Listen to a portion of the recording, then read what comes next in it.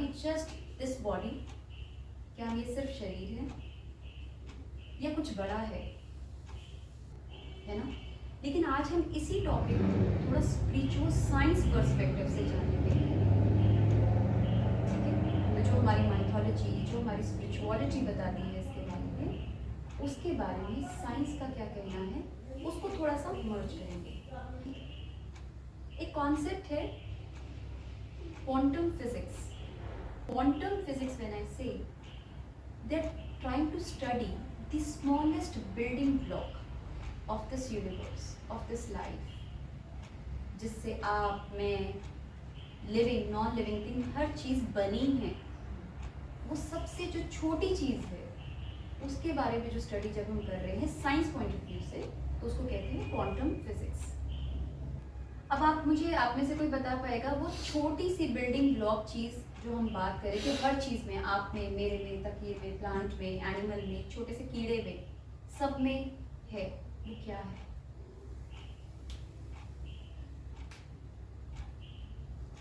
आत्मा की बात करोगे तो वो तो लिविंग में है। What about non living? Atoms. Atoms, yes, कई लोगों ने वहां पे भी गेस किया, एटम्स, दैट्स राइट। हिंदी में परमाणु। इस ब्रह्मांड की सबसे छोटी चीज जिससे हर एग्जिस्टेंस बनी है, दैट इज एटम। अब इसी तरह के एटम्स जब ग्रुप करते हैं एक साथ तो वो बन जाते हैं अणु, मॉलिक्यूल्स।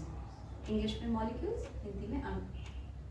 यही अणु जब फिर दोबारा से कुछ क्लब करते हैं, when they go together they make cells, उससे बनते हैं आपके सेल्स, जिसको कहते हैं कोशिकाएं। और जब यही सेल्स ग्रुप करते हैं तो कुछ बनते हैं टिश्यूज।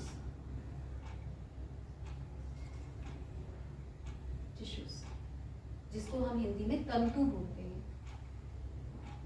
ठीक है, और जब यही टिश्यूज क्लब करते हैं तब बनते हैं हमारे ऑर्गन्स।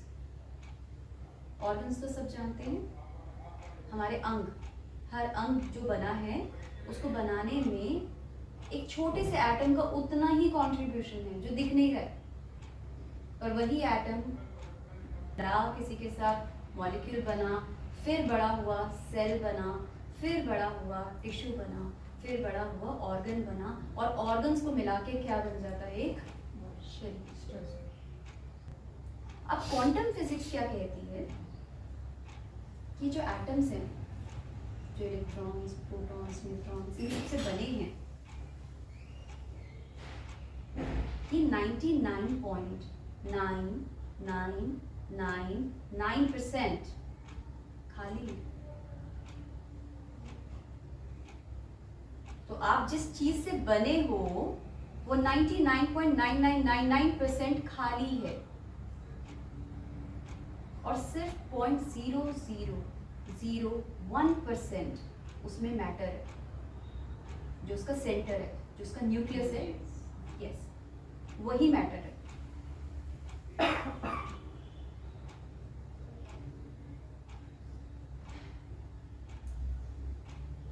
वही एक मैटर है।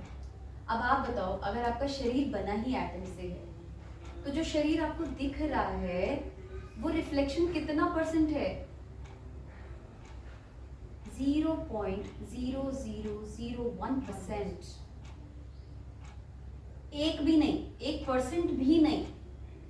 आई want all of you to reflect back कि जो शरीर अपने को दिख रहा है क्या वही है या कुछ और बड़ा है? सो एक चीज तो फॉर श्योर है, अभी तक जो मैं मान रही हूँ ये मैं हूँ, वो किस तरह की नॉलेज है? Very limited. वेरी लिमिटेड भी शायद छोटा वर्ड हो जाएगा, very very very very limited. 0.0001%। और हम इसी शरीर को लेके ही उलझे पड़े हुए हैं। जो साइंस स्टूडेंट्स हैं वो तो फिर अपने शरीर का मतलब ये 0.0001% को जानते होंगे, बट व्हाट अबाउट अदर्स? तो टेल मी ऑनेस्टली, अपने दिल पे हाथ रख के बताओ, कितना जानते हो आप अपने आप को? और जो जितना जानते हो, इज दैट इनफ? और जानने के तरीके क्या है, सीखने के तरीके क्या होते हैं? Tell me guys. Now I want you to answer this. सीखने के क्या तरीके होते हैं? आप अपना हाथ रेज कर सकते हैं if you want to share your opinion. यहाँ पे कोई सीखने के क्या तरीके हो सकते हैं? Learning from books, reading. ठीक है, बुक्स रीडिंग तो करोगे, पर कौन से सेंस ऑर्गन्स यूज करोगे? ओह, मैंने आंसर दे दिया। मैंने आंसर दे दिया। यस, बुक्स भी हैं, वीडियोस भी हैं, नॉलेज तो बहुत सारी हमारे पास आसपास में। अभी ये तो इरा ही नॉलेज का है। But how do we learn, how do we understand things? Through our sense organs. या हम देख रहे हैं, या सुन रहे हैं, या टेस्ट कर रहे हैं। कभी कभी हम बहुत सारे सेंसेस यूज कर रहे हैं, अपने जितने सेंसेस हैं उनको यूज करके हम एक नॉलेज बनाते हैं। Is that right? सही है। पर अगर मैं बोलूँ आपके जो सेंस ऑर्गन्स हैं वो कितने लिमिटेड है? कितना यकीन है मुझे अपनी आंखों पे, अपने कानों पे कि मुझे सब सुनाई देता है?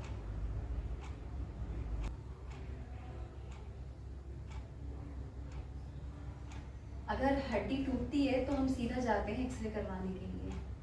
कोई भी चश्मा आपको हेल्प नहीं कर सकता देखने में कि कौन सी हड्डी में कितना फ्रैक्चर हुआ है, पता नहीं चल सकता। कोई चश्मा हेल्प नहीं कर सकता।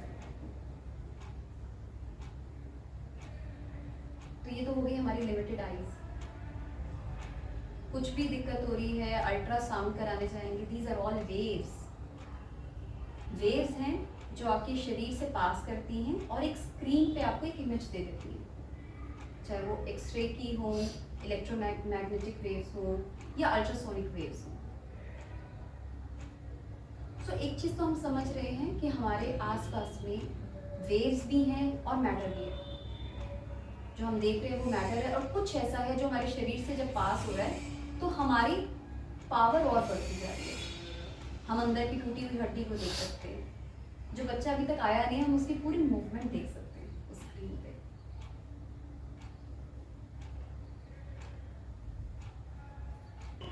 It is for us to just have that insight कि कितना कुछ है हमारे आसपास जो हमें पता नहीं। Let us at least acknowledge that for today. आज के लिए सिर्फ हम इतना ही करेंगे। We'll acknowledge that we are only that the thing I can see is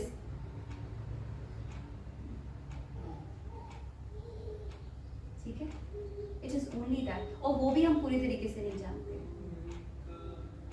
और हमने ये भी जान लिया, जानने का तरीका क्या है? Sense organs. देखती हूँ मैं सीख जाती हूँ, कर सुनती हूँ मैं गाना सीख जाती हूँ, बहुत कुछ सीख सकती हूँ। पर लेकिन हमारे सेंस ऑर्गन्स भी तो इतने लिमिटेड है ना।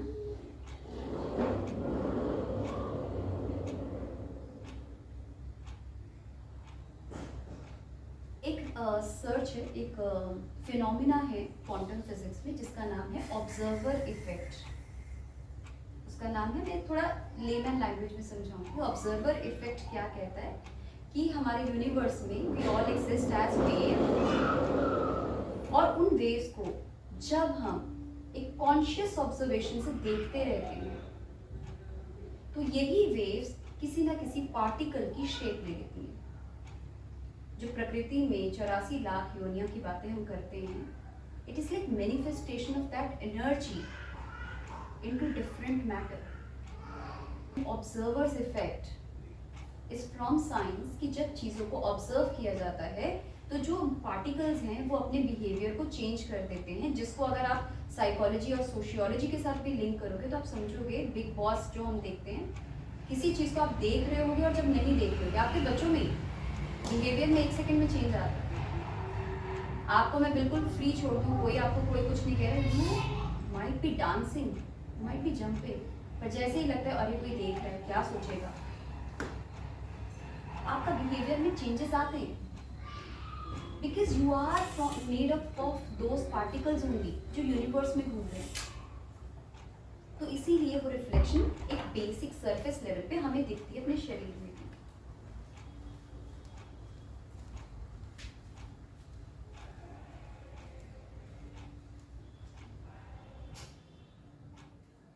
तो पॉइंट इज, जो हम बार बार बात कर रहे हैं, just be aware, just observe. आपकी ऑब्जर्वेशन में कितनी पावर है, have that realization to take, that's it.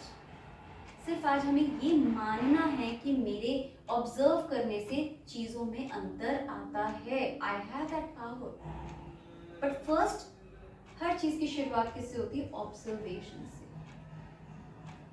जैसे हमने एक दिन बात की थी, पंखा अगर गंदा दिख रहा है ना तो कुछ दिन तक तो आप छोड़ दोगे, पर एक दिन उसको साफ कर दोगे, क्योंकि वो आपके ऑब्जर्वेशन में आ गया. अभी अब नहीं आए कोई चीज तो नहीं है.